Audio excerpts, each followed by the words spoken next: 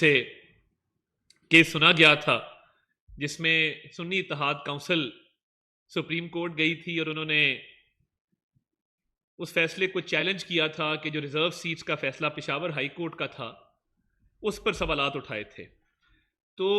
کل جب یہ فیصلہ آیا تو کسی کو اس پر حیرانی نہیں ہوئی کہ جو تفصیلی فیصلہ دیا گیا ہے سپریم کورٹ کے 2 آنریبل جج صاحبان کی طرف سے، جسٹس امین الدین خان اور جسٹس نعیم افغان کی طرف سے، اور معمول یہی ہے کہ جب ایک فیصلہ سنایا جاتا ہے تو اس کے 15 دن کے اندر اندر تفصیلی فیصلہ جو ہے وہ منظر عام پر آ جاتا ہے. سپریم کورٹ کے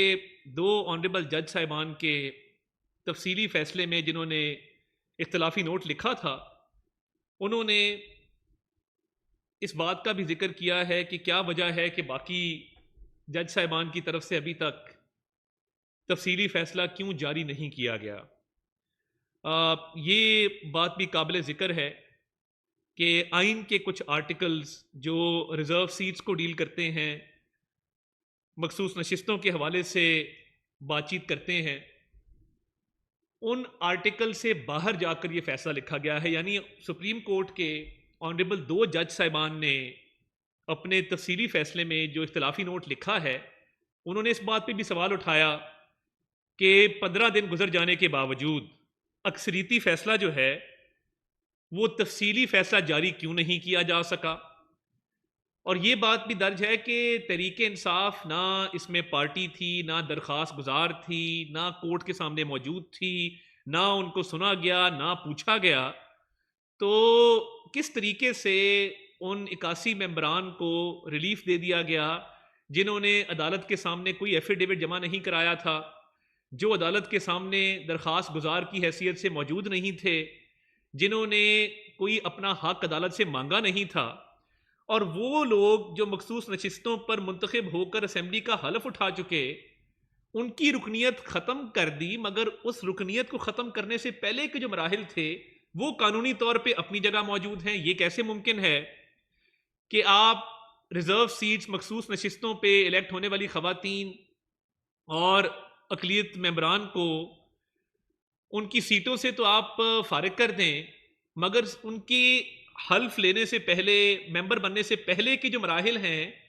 ان کو قانونی طور پہ ایڈریس نہ کیا جائے؟ یہ بڑے اچنبے کی بات ہے، اور یہ بہت بڑا سوالیہ نشان ہے کہ آنریبل 2 جج صاحبان سپریم کورٹ کے یہ فرما رہے ہیں کہ آرٹیکل 175 اور 185 میں جو دائرہ کار، جو دائرہ اختیار تفویض کیا گیا ہے، اس سے باہر جا کر اکثریت نے فیصلہ دیا ہے. اور نہ صرف یہ،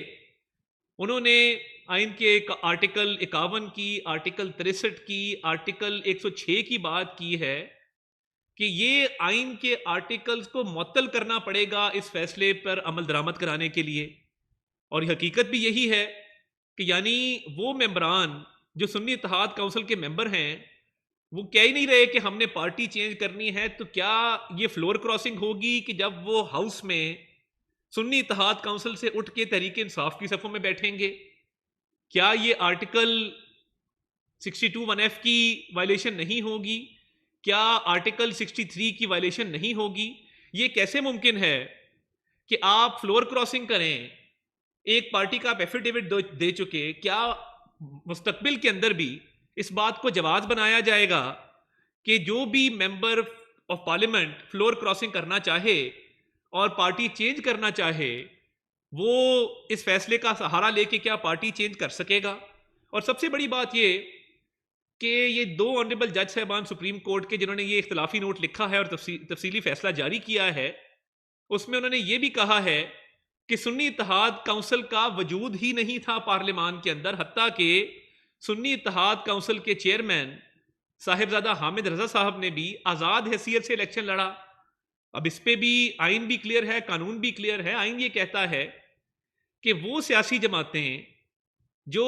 پارلیمان میں موجود ہیں ان کو متناسب نمائندگی کے فارمولے کے تحت مخصوص نشستیں دی جائیں گی. اور کیا اگلا سوال یہ ہے کہ کیا سنی اتحاد کونسل کا وجود پارلیمان میں موجود تھا یا نہیں تھا؟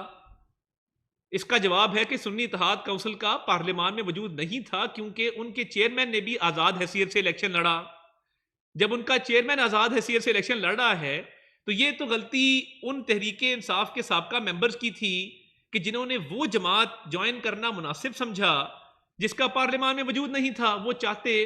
تو وہ MWM کو جوائن کر جاتے جس کا وجود موجود تھا۔ انہوں نے ایک ایسی سیاسی جماعت کا انتخاب کیا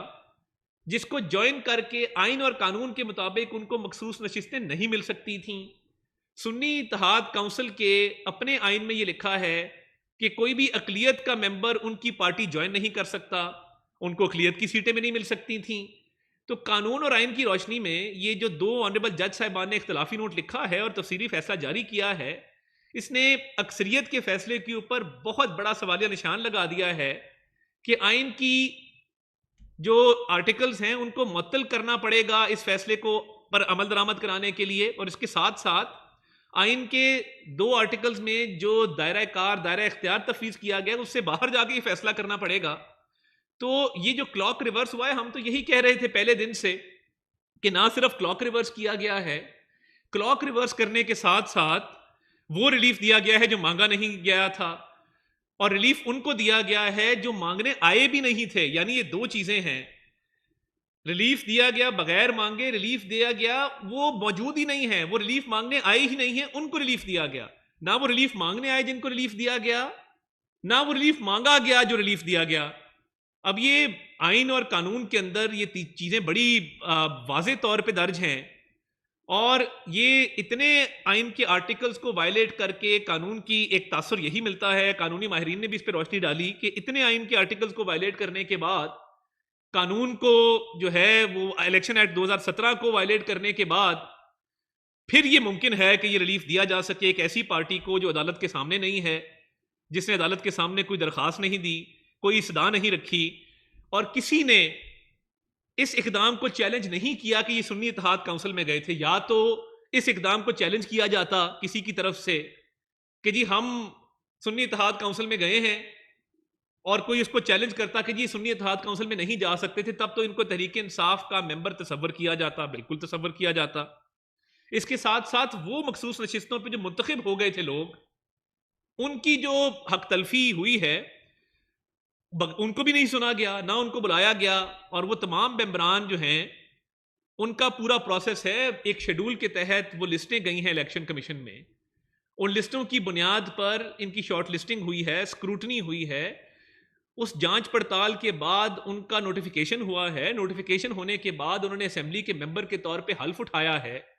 تو ان کی رکنیت تو ختم کر دی گئی مگر وہ باقی سٹیپس کو ایڈریس نہیں کیا گیا۔ تو یہ بالکل سمجھ سے باہر ہے۔ اور دیکھیے یہ جو آنریبل جج صاحبان نے کہا ہے کہ 15 دن گزر جانے کے باوجود اکثریتی جو فیصلہ تھا وہ کیوں جاری نہیں کیا جا رہا، اس کا تفصیلی فیصلہ، یہ بہت بڑا سوالیہ نشان ہے۔ اور ہم نے جب ریویو فائل کیا ہم یہ سمجھتے تھے کہ ریویو کو بھی سماعت کے لیے مقرر کیا جائے،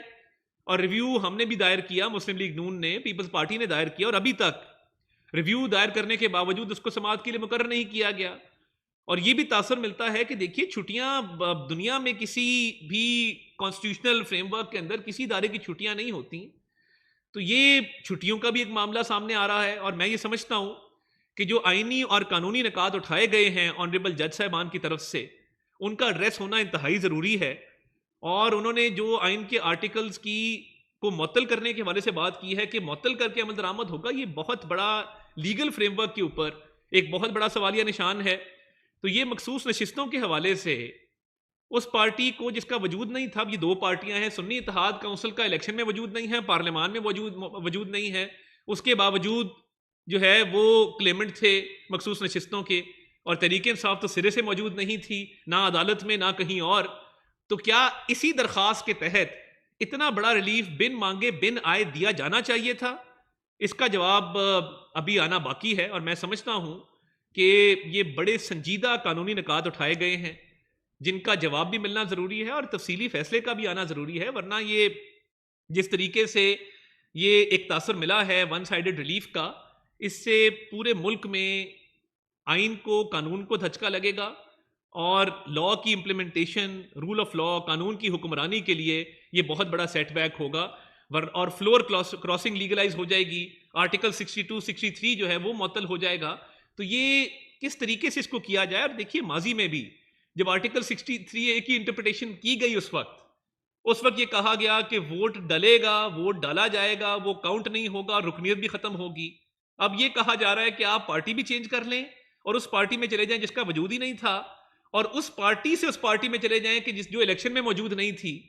تو قانونی اور آئینی طور پہ سکم ابہام موجود ہے, لوپ ہولز موجود ہیں, اور یہ سپریم کورٹ کے آنریبل 2 جج صاحبان نے جو تفصیلی فیصلہ جاری کیا ہے, اس پہ میں سمجھتا ہوں کہ انہوں نے بہت ہی ویلڈ جو کنسرن شو کیے ہیں, بڑے ویلڈ نکات اٹھائے ہیں, جس کا جواب آنا جو ہے وہ بہت ضروری ہوگا. بہت بہت شکریہ. Thank you.